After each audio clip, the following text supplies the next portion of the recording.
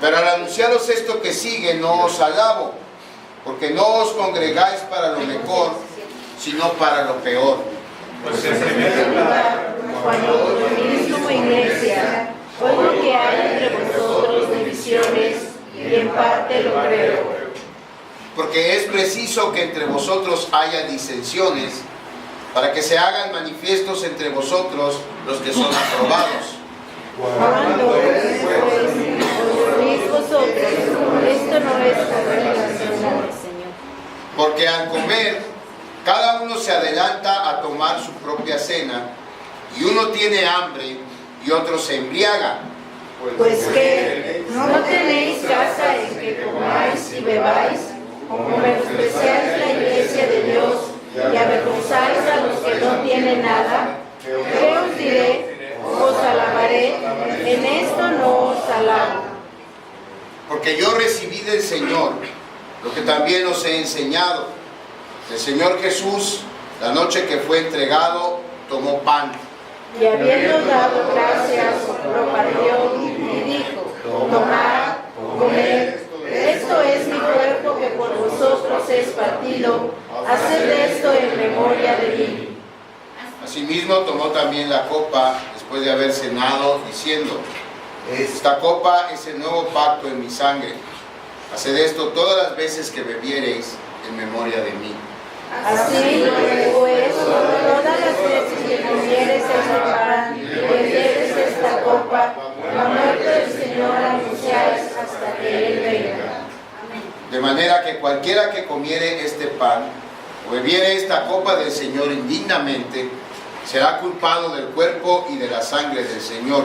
Por tanto, pruébese cada uno a sí mismo y coma así del pan y beba de la copa. Porque el que come y bebe indignamente, sin discernir el cuerpo del Señor, juicio come y bebe para sí. Por lo cual hay muchos enfermos y debilitados entre nosotros, y muchos duermen. Si pues nos examinásemos a nosotros mismos, no seríamos juzgados. Mas siendo juzgados, somos castigados por el Señor, para que no seamos condenados con el mundo.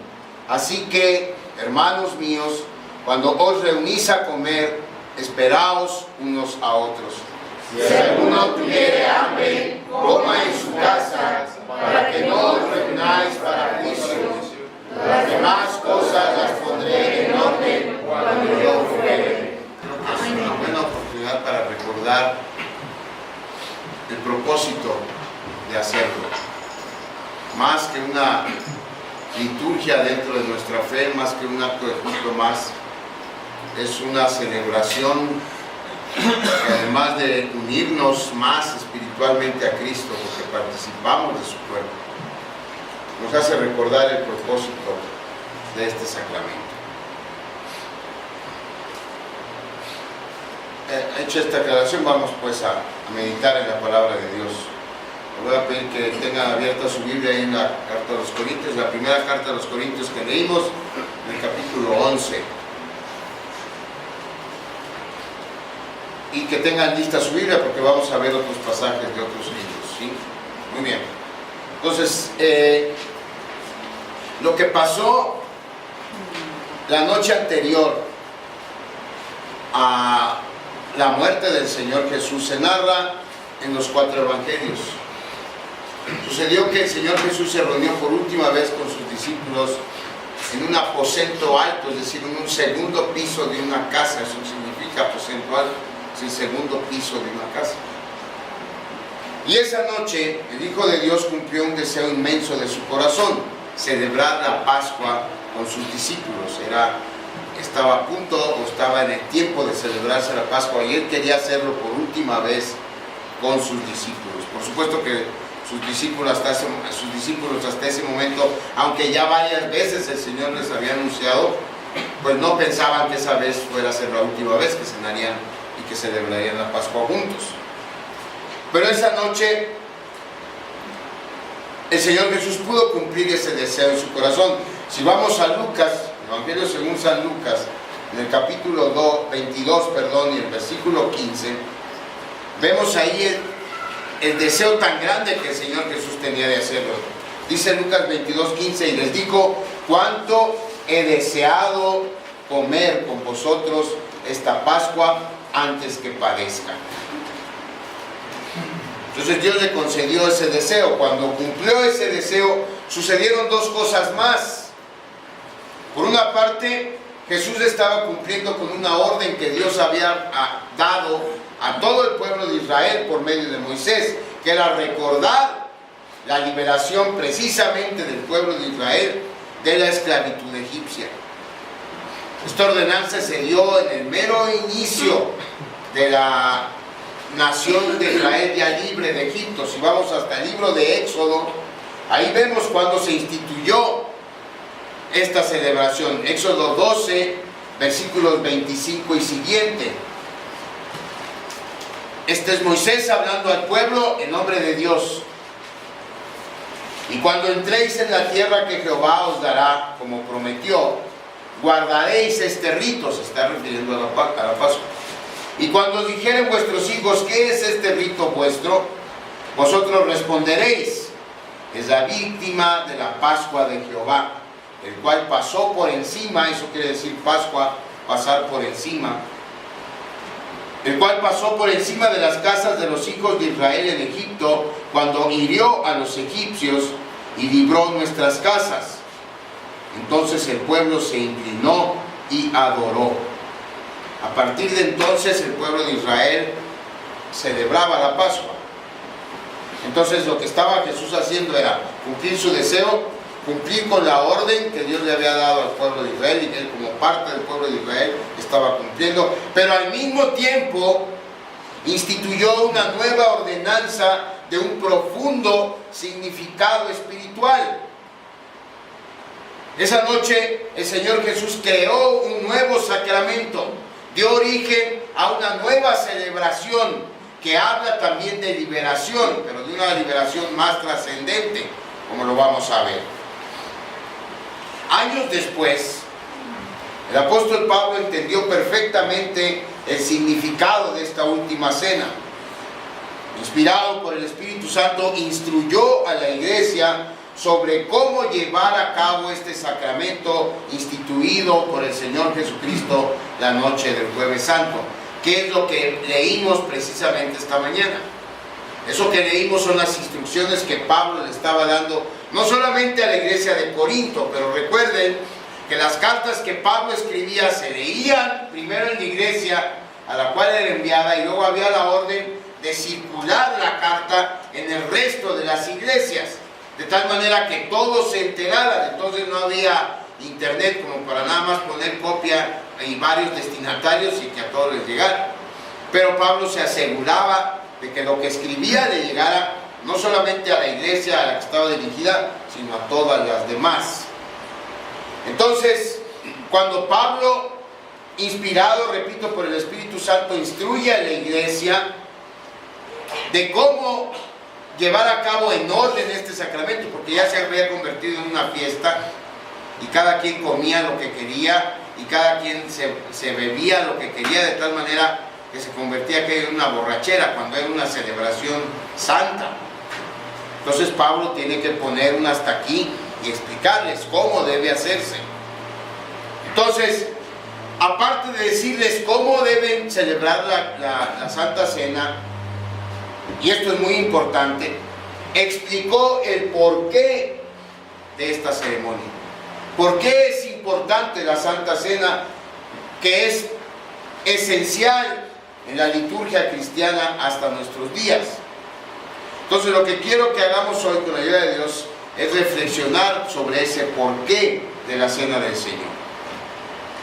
Ya que si Dios nos permite comprender el porqué de la Cena del Señor, vamos a comprender también el valor que tiene la Eucaristía. Eucaristía es otro nombre que se le da a la Santa Cena. Se le llama Eucaristía, Santa Cena, Santa Comunión, Cena del Señor, Mesa del Señor. Todos esos términos se refieren a la misma ceremonia que vamos a tener unos minutos después.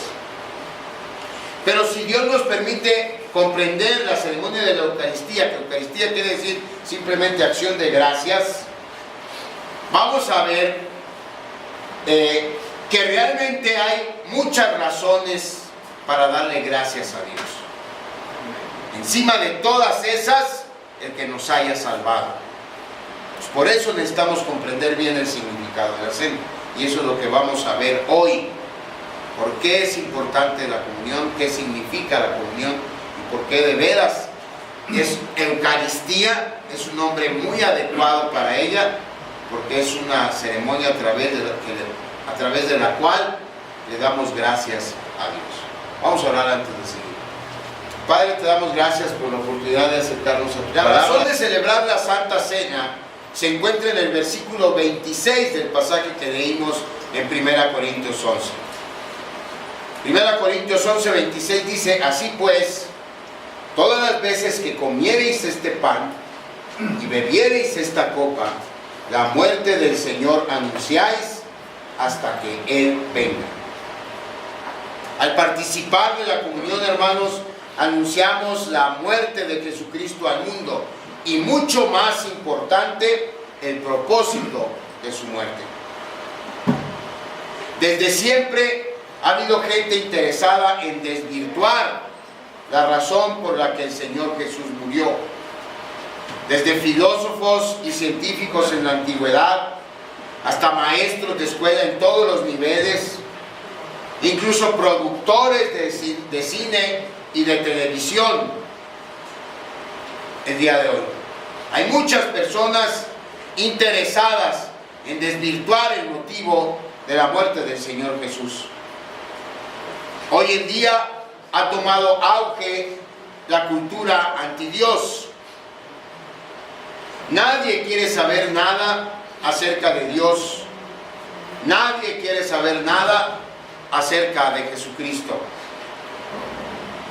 Y lo triste es que mucha de la culpa la tenemos nosotros los cristianos. Y como hemos visto al estudiar Efesios, somos la manifestación de Cristo al mundo hoy. Esa es la importancia de ser cristiano hoy. Cristo es manifestado al mundo. El mundo ve a Cristo a través de nosotros. Más que hablarles de Cristo, la gente quiere ver hoy reflejado a Jesús en cada uno de nosotros. Y es ahí en donde tristemente varios de nosotros fallamos.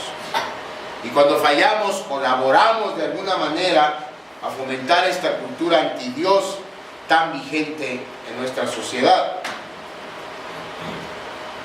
¿Qué tan lejos ha llegado nuestro mundo a rechazar a Dios y a Cristo? Bueno, un ejemplo: en las universidades de Estados Unidos está prohibido que maestros o alumnos siquiera sugieran que lo que existe fue planeado y diseñado por una inteligencia superior.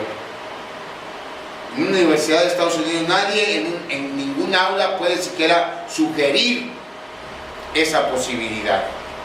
La sanción por esa falta es muy sencilla pero muy drástica: es ser expulsado de la universidad.